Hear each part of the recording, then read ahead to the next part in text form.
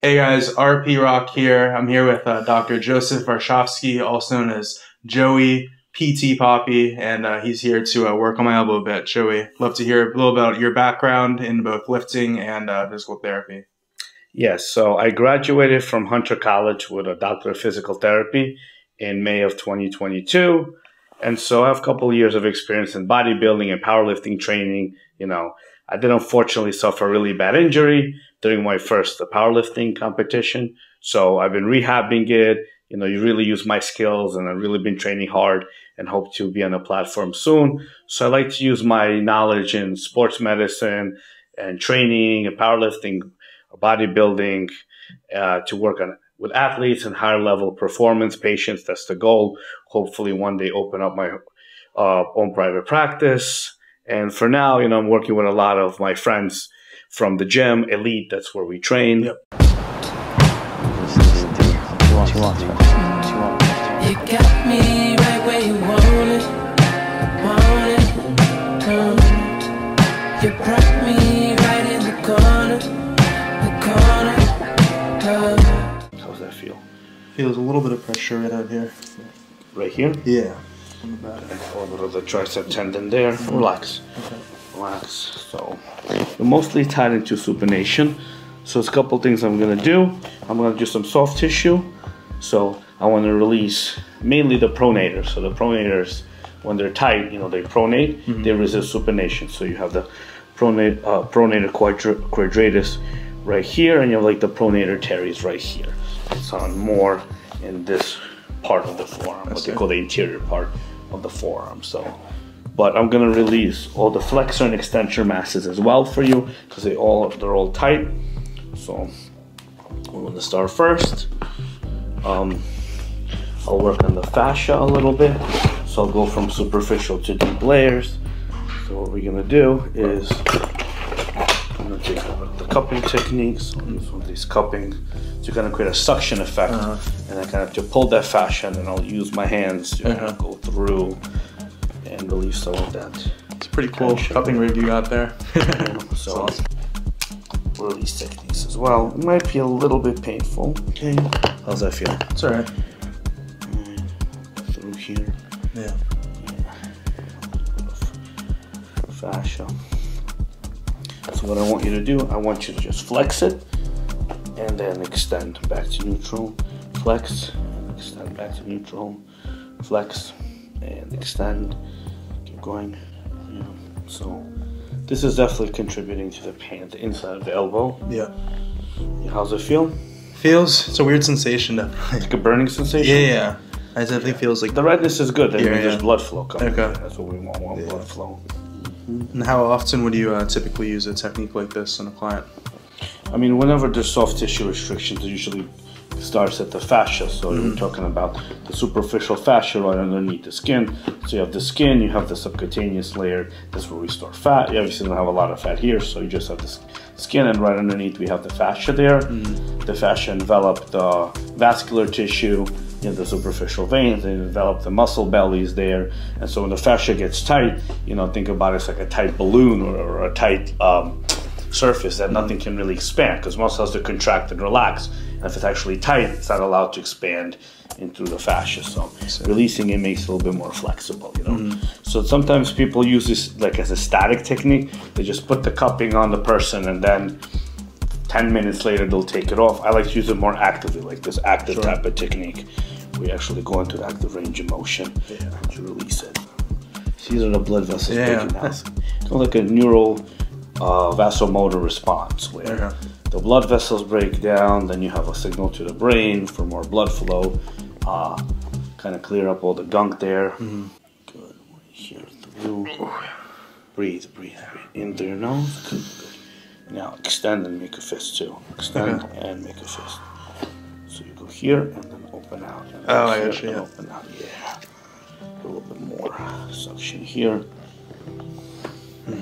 So all the superficial layers. Good. How's that feel now? Feels pretty warm, but looser. Not as tight as this one, for example. So you see how it's going more here? Yeah. Feel a little more tighter on this area. I see. Otherwise, it'd be more like straight. So more tighter on what they call the ulnar side of the flexor mass and the extensor, right? So you have the extensor, the flexor ulnaris, and all of those here. So now I'm gonna go in a little bit deeper. So put here, create this little surface so you can go past neutral. So first I'm just gonna do it without active movement and without active movement. So the thing is, right, whether someone's a gym goer or not, you know, whether someone's a higher level athlete, very young, elderly, they need to be moving. So therapeutic exercise and movement and strengthening is important. You know, I have all my patients do some variation of a squat, even if it's like a 90-year-old female, stiff hips, low back pain, knee and hip arthritis. So we definitely have like a squat variation. We'll do like a sit to stand for her, you know. So squat is an essential movement.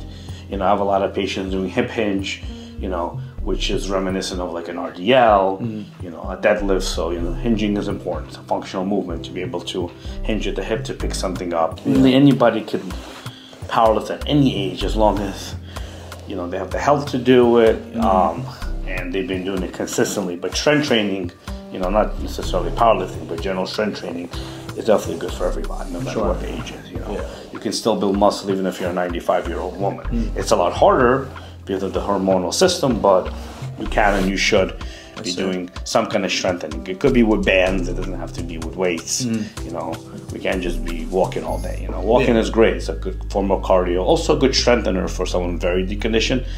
But if we have to challenge, we have to challenge with weights. So they're going down vertically like this, like so. And when you're going into and you're lengthening the muscles, right, when you're lengthening the flexor mass right here, that's when I apply the pressure, most pressure. Then when you go into flexion, I kind of release it a little bit, and then you extend. I kind of keep the pressure, you know, I feel with a knot, so I keep going, and I kind of keep it there till I feel a release. Good. Do you do specific training for this sometimes in the gym? Well, just the training at the gym that I do prepares me for this. I got you. You know, so because I already trained my fingers, my forearms, my wrists, my grip, so it comes hand in hand. But for somebody who's a PT and they're not necessarily like into lifting as much, it would be helpful for them to train their fingers to build their strength and endurance, you know. Yeah. But for an average PT who works in an average clinic, you know, you're still more muscular than 99.999% of people that will come there, you know. You're not going to get people with this much forearm density, so usually they don't have to worry. Pronate, and then supinate, pronate, and then supinate, supinate all the way, all the way, all the way, good. Feel that? Yeah. That's the pronator teres. You know what nerve passes through there? So median nerve passes there, right? So if you start feeling a little bit tingling in the thumb and these two fingers, if you started, it's okay. There's a nerve underneath. You may or may not, but just to be prepared. Yeah, look at that. See? You get a lot more supination. Yeah. So, you know, for you, mostly it's the tension in that muscle, so that's limiting it here. Now let's go to pronator quadratus. It's right here. Quadratus is like a square. It's around this part of the forearm. It's the same thing we're gonna do. Keep going. It's a very, very, very deep muscle. So it's one of the deepest muscles here. It's literally like right on the bone. So really press into it. You know. Yeah. How's that feel? Feels good. I feel it definitely pinpointing there. Yeah. Feel that stretch, that tension relieving off? Yeah. Yeah. So I'm gonna do a little bit. So between the bones, right? You have the radius here on the thumb side. You have the ulna here on the pinky side. So there's two bones that make up the forearm, right? There's like a membrane called the interosseous membrane. It connects the bone. It's a flexible membrane that allows the kind of the bones rotating on each side. Like the radius rotates on the ulna that allows supination and pronation.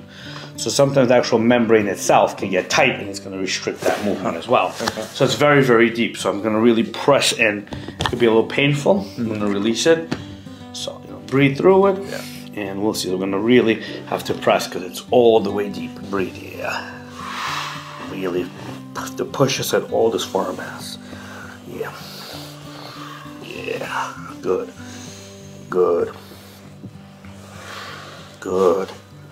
So now we're gonna work on the extensor part a little bit. check the tension. So if you have tennis elbow, right, it'll be pain like around here. Yep. How's it feel right now? It feels fine for now, but I notice when I lift sometimes. Yeah, so, you know, especially when we're gripping, we're tensing these muscles here. So it's usually the extensor muscle. So the main muscle there would be the extensor radialis longus, extensor radialis brevis here, going to the thumb side. You also have the extensor digitorum, which is here. They all share a common attachment. You know, you get this tension in the fingers, right? You're tensing that muscle. So you can just feel there's like knots. You feel that? Yeah, here. So what was I guess schooling like for you to get kind of your license and everything? I mean, for me, it wasn't so bad. Yeah. You know, I really learned a lot in the clinic. That's where you learn a lot. You have to take initiative. I see. Ask a lot of questions, and you really get your hands wet. You know, really get in. And confidence is key. Yeah. You know, I remember one of my clinical instructors in my last affiliation.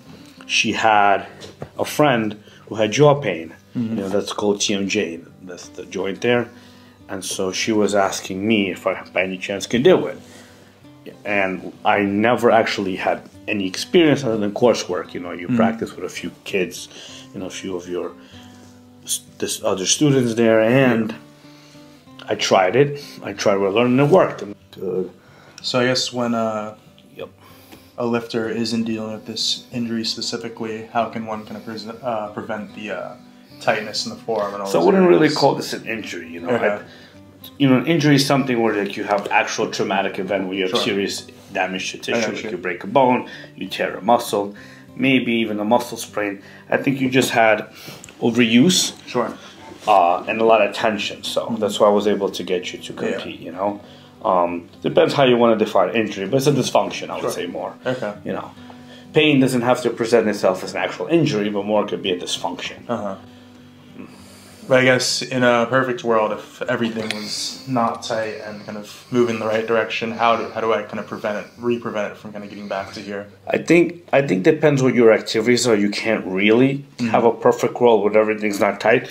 Because your demands of powerlifting or of lifting is just so high that you're gonna have tightness. It's just you have to constantly, you know, take care of it all the time. You know. In the ideal world, you know, we don't powerlift. We don't do that type of hypertrophy. That's not what we're capable of doing it, but it's not necessarily what we're doing from a day-to-day basis. So, but even so, if you're just a normal person who just wants to stay in shape, you still have to constantly maintain it. So, either doing your own soft tissue, stretching, you know, mobility work is really what maintains all of these gains. But when you do higher level stuff like lifting, like powerlifting, especially at your level that you're doing it, right? Not just regular strength training, but at a high level, elite level, you're gonna have these restrictions. That's why you constantly have somebody who can work on them. You know, get, you know, physical therapist or massage therapist to work on it. Okay, how's it feel now? It's good. Yeah, definitely felt it more here once you started. I think it's a lot of tension is released. So Just curious. Again, into extension. How's it feel now? Not that much pain. You don't feel that as much? Not as much, Okay.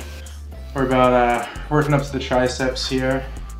Getting some redness on the arm, but it's okay. It's just kind of blood flowing the surface. Good.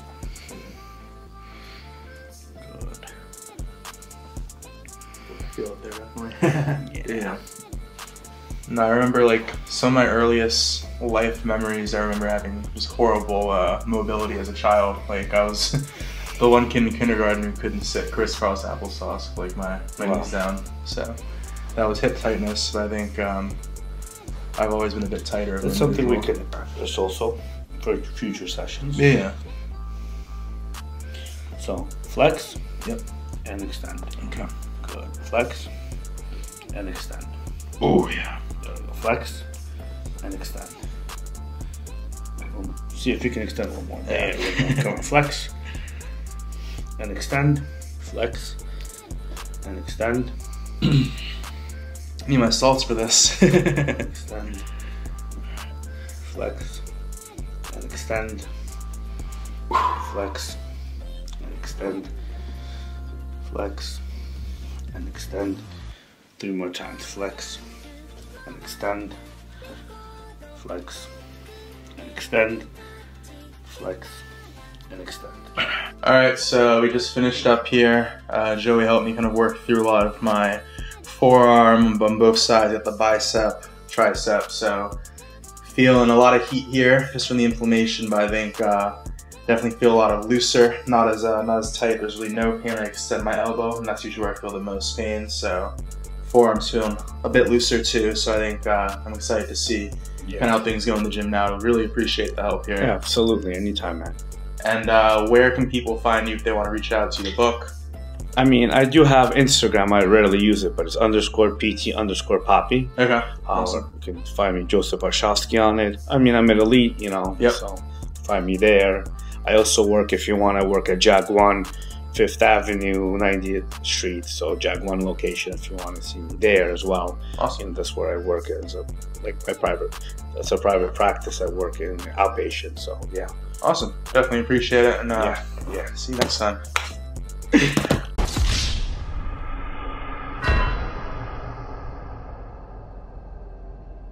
Of course, man.